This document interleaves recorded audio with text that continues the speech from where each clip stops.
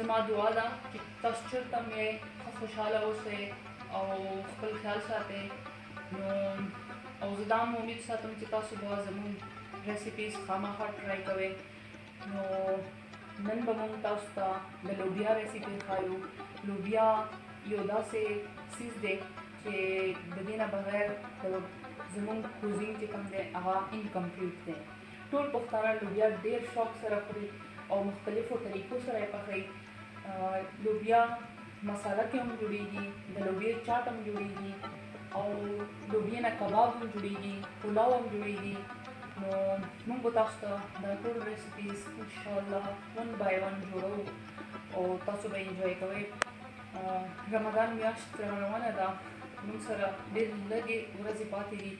نو بیا افطار او سحور دپاره موږ ته به مختلف ډشز ضرورت وي. زما مطلب دا نه دی چې رمضان صرف د خوراک او څښاک میاشت ته بس دی کې د دغه عبادت هم انشاءالله خپل ځای کې وي. خو کور کې مختلف عمرونو والا خلک وي، لکه مشران، ماشومان او بیماران هم وي. نو د ټولو دپاره غذا خو خامخا ضرورت وي او داسې خوراک چې کوم کې انرژي وي نو موږ ته به ضرورت وي. د دې دپاره اوس چې کوم موږ ریسیپیز ښایو نو انشاءالله زیات ویډیو به په هغې باندې وي چې هغه موږ رمضان کې هم خوړی شو او عام ورځو کې هم خوړی شو. نو نن موږ لوبیا پوره شپه په اوبو کې سوک کړې وه او بیا هم سهار هغه اوبه ترې ډرین کړې او بیا صفا اوبه هم پکې واچولې او بیا هم بویل کړه.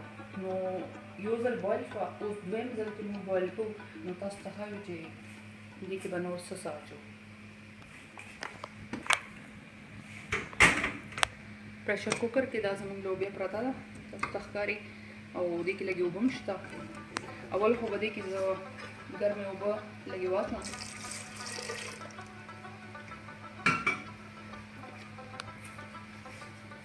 ویورز انګریډینټس خو به موږ نور هم استعمالوو، مساله به وروستو ورته جوړوو. نو خو اول چې کوم څیزونه استعمالیږي دا پیاز دی، 2 پیاز راوالئ او چوپ یې کړئ، رفلی چوپ کړئ او په دې کې واچوئ. دې سره ګریوي ډېره زیاته مزېداره او ټینګه او کریمي جوړه شي. نو وروستو به تاسو ته زیات بویل کولو ضرورت نه وي. دا یو وچ نیمبو دی، که تاسو سره دا نه وي نو تاسو پکې د شین نیمبو جوس هم اچولی شئ او امچور هم پکې اچولی شئ.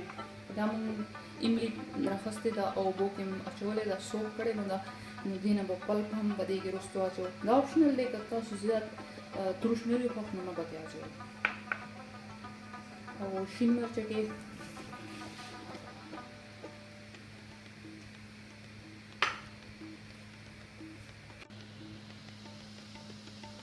او یو سکوپ مالګه. اوس به موږ خپل پریشر کوکر بند کړو او دومره ټایم پورې به یې پوخ کړو چې موږ ته اندازه وشي چې دا اوس ښه لوبیا نرمه شوې ده.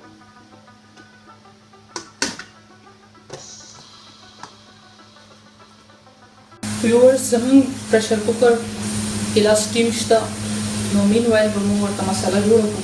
مسالې دپاره چې کوم انګریډینټس دي، یو ورپوټی پیاز، یو شین مرچکې، موږ اوله مرچکې پکې اچولي دي او پیاز مو اچولي دي ځکه لږ لږ موږ دا اړتیا لرو. 2 لارج سایز ټماټر، شنه دنیا او د املی پلپ، سور مرچکې پاوډر، کورکمن پاوډر، چاټ مساله، دا دنیا او د زیرې پاوډر چې کوم موږ روسټ کړي دي، 2-3 لونګ او زیره. موږ سټارټ کوو. یو پین کې موږ اویل اخیستی دي او دې کې پیاز اچوو.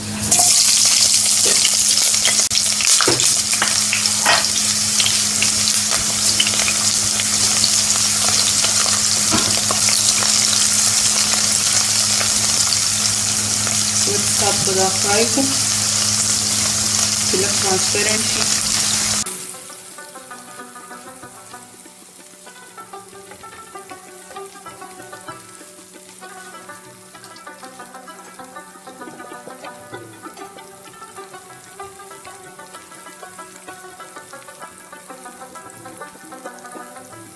پیازو کلر لږ بدل شو. اوس پکې سپینه زیره او لونګ واچو.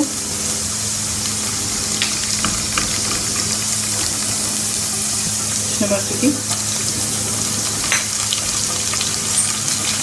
د کورکمن او د سور مرچکي پاوډر،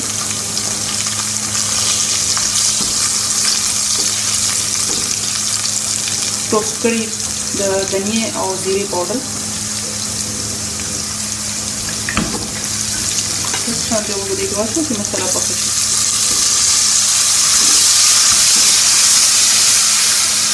اوس پکې ټماټر ایډ کړو.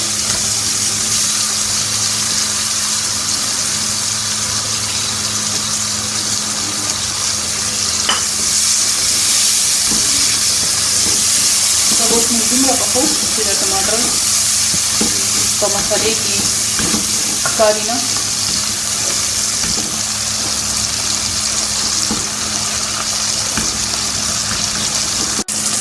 اوس په دې کې لږې اوبه واچو چې دا ټماټر ښه نرم شي. او په دې باندې به سر کېږدو چې سټیم کې پخه شي.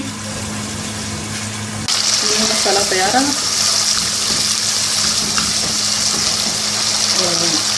اوس تاسو ته موږ لوبیا وښیم. لوبیا هم ښه پخه شوې ده.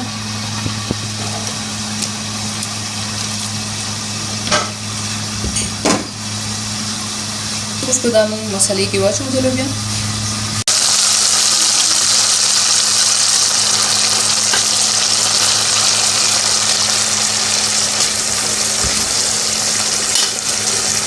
تاسو ته لوبیا زر پکار وي او تاسو سره ټایم نه وي او تاسو خشته کړې نه وي اول نه، نو دې دپاره پکې نیمه چمچ بیکینګ سوډا واچوئ.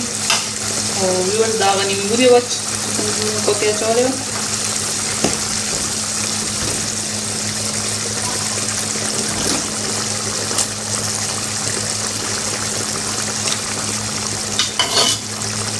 شنه دنیا پکې واچوئ.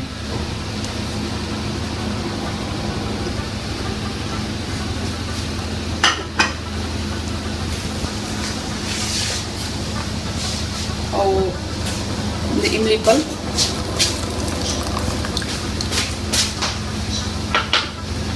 چاټ مساله،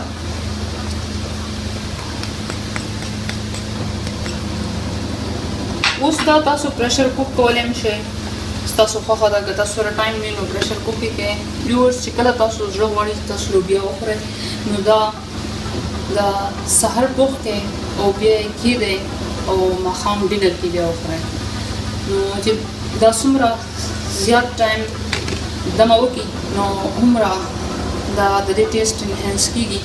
او لوبیا چې کوم دی دا د بیړې کار نه دی چې تاسو وایئ چې بس اوس موږ لوبیا خورو نو بس جوړېږي.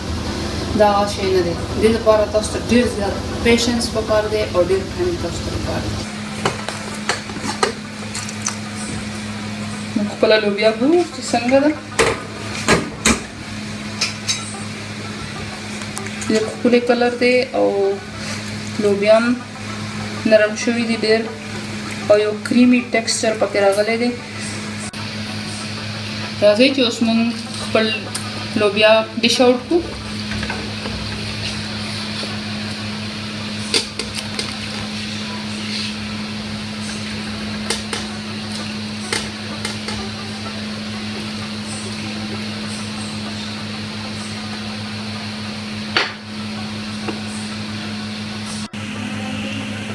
لیمن جوس پې واچوئ او ښه ډېره پودینه پکې واچوئ. موږ سره پودینه نشته او دنیې سره یې کار نشي کوي. که تاسو زموږ دا ویډیو خوښه شوه نو دې ته لایک ورکړئ او زموږ چینل سبسکرایب کړئ او خپل ملګرو سره یې شیر کړئ. نو دې ویډیو کتلو دپاره ستاسو ډېره مننه.